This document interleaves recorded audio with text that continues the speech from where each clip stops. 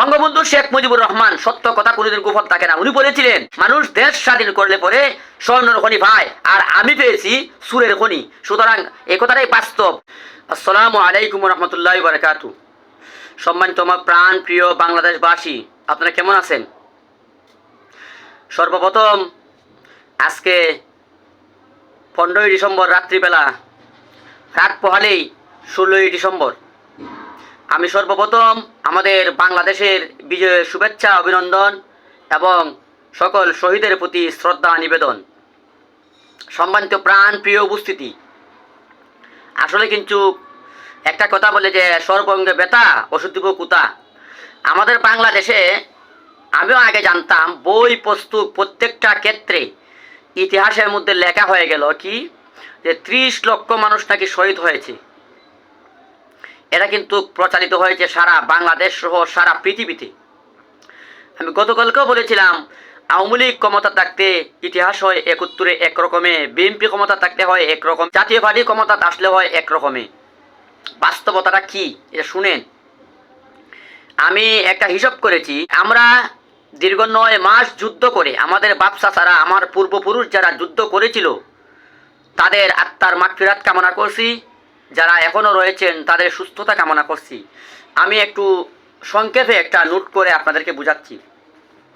মুক্তিযুদ্ধের দেখেন, আমি স্ক্রিনেও তুলে দিচ্ছি এবং আমি মুখেও বলছি। মুক্তিযুদ্ধে 1971 সালে শহীদের সংখ্যা কতটুকু, আপনারা আমার অঙ্কটা একটু হিসাব করবেন, তাহলে অবশ্যই বুঝতে পারবেন।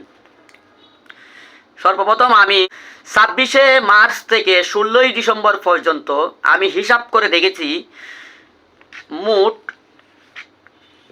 261 দিন হয়।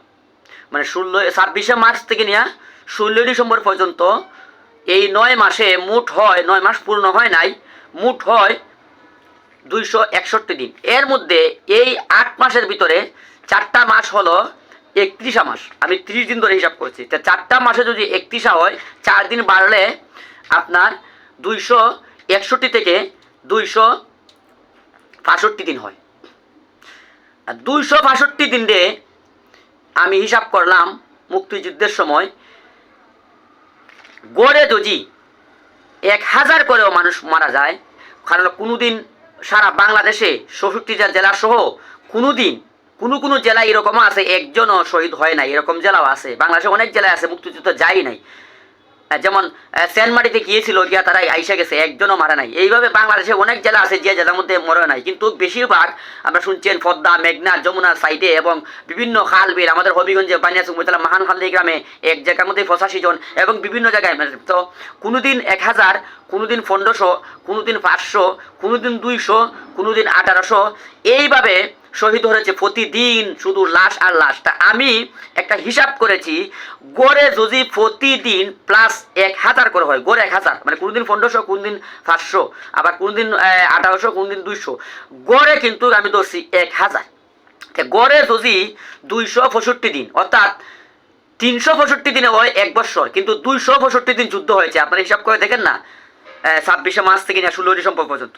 তো 265 দিন যদি 1000 করে যদি মারা যায়, তাহলে শহীদের সংখ্যা দাঁড়ায় 2,65,000। অর্থাৎ 1000 করে যদি দৈনিক, মানে 2,65,000 মানে শহীদ হয়েছে। এদের মধ্যে যেদিন 25শে ডিসেম্বর ছিল, ওই দিন অন্ধকার রাজনীতিতে আক্রমণ করেছিল, যেটা গণহত্যা বলে। এই গণহত্যা দিবস 25শে ডিসেম্বরের দিন রাত্রে একসাথে তারা আইসে আক্রমণ করে 25,000 লোকদেরকে ধ্বংস করে দেয়, মানে 25,000 লোকদেরকে হত্যা করে দেয়। নৌপথ বন্ধ করে দেয়, জ্বালিয়ে দেয়, রেলপথ জ্বালিয়ে দেয়, পুরাতন ঢাকাকে অগ্নি সংযোগ করে ছাড়খাড় করে দেয়, গণহত্যা যেটা কয়। ওই দিন কিন্তু 25,000 হত্যা হয়েছিল। এবং ঢাকা রবনা পার্কের মধ্যে কালী মন্দিরটা ছিল, এটাকে গুলির সাথে তুলে ধ্বংস করে দেয়। এই মিলিয়ে সর্বমোট 25,000 স্বীকৃতি আছে একদিনে হত্যা হয়েছিল, গণহত্যা। তে এখানে 2,65,000-এর সাথে যদি 25,000 যোগ করে 2,90,000, তো 2,90,000 যদি হয় মোট। এর মধ্যে ওই সময় আপনারা জানেন দুর্ভিক্ষ ছিল, খুব দুর্ভিক্ষ, মানুষেরা ভাত তো দূরের কথা 3 বেলা খাইতো, ফেরও পাইছে না। কেউ লাউ খাইয়ে থাকছে, কেউ আলু খাইয়ে থাকছে, কেউ আপনার টমেটো খাইয়ে থাকছে, বিভিন্ন কেউ আপনার এমনি মাছকে দইরা আইনা সিদ্ধ দিয়ে খাইছে, দুইটা চাল পাইছে না, দুইটা আড়া পাইছে না, দুর্ভিক্ষ। আবার কি ছিল, তুফান, জ্বর, আর মধ্যে ছিল অসুস্থ, চিকিৎসার অভাবে মারা গেছে, দুর্ভিক্ষের অভাবে মারা গেছে, অসুস্থ হয়ে মারা গেছে, অনেক লোক আতঙ্ক মারা গেছে, শুনছে খালাতো ভাই মারা খাইছে, শুনছে বড় ভাই মারা খাইছে, আতঙ্ক মারা গেছে। আতঙ্ক, অসুস্থ, দুর্ভিক্ষ, ডায়রিয়া শিশুদের হয়েছিল, অনেক শিশুরা ডায়রিয়ায় মারা গেছে, প্রায় অনেক মানুষ। এই হিসাব করে দেখেছি আরও 10,000 লোক এইভাবে মারা গেছে, অসুস্থ, দুর্ভিক্ষ এবং ডায়রিয়া সহ আর বিভিন্ন ক্ষেত্রে আতঙ্ক 10,000। তাহলে মোট দেখা গেল এই 10,000 হলে মাত্র 3 লক্ষ মানুষ শহীদ হয়েছে, অর্থাৎ শহীদ 3 লক্ষ হয় নাই, 2,90,000 শহীদ আর 10,000 আতঙ্ক, মোট 3 লক্ষ মানুষ মারা গেছে। অর্থাৎ যুদ্ধ হয়েছে 2,65,000। যেদিন আপনার গণহত্যা হয় 25 ডিসেম্বর, ওই দিন হলো 25,000, আর অসুস্থ, দুর্ভিক্ষ সব কিছু মিলে 10,000, মোট হলো 3 লক্ষ।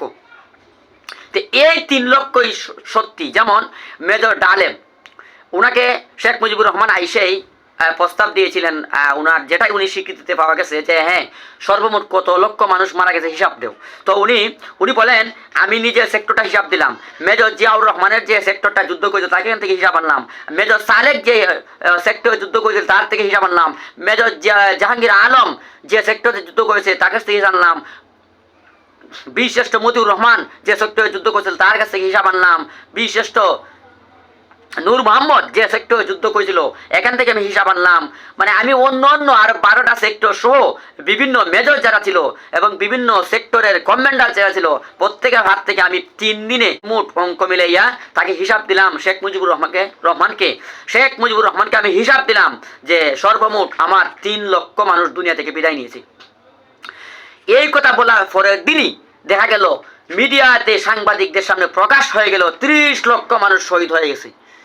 আসলে কিন্তু 3 লক্ষ ছিল, কিন্তু এই কথাটা কেউ প্রকাশ পায় না। কত সর্বপ্রথম শেখ মুজিবুর চালাইছে কিছুদিন, এরপরে জিয়াউর রহমানে চালাইছে, এরপরে তো খালেদা চালাইছে, স্বৈরাচারী একসাথে চালাইছে, এরপরে আওয়ামী লীগ তো এখন আইয়া আল্লাহ দিলে 17 বছর চালাই দিছে। কোনো মানুষের শক্তি ছিল না এই কথা প্রকাশ করা যে 3 লক্ষ মানুষ 30 লক্ষ বুয়া।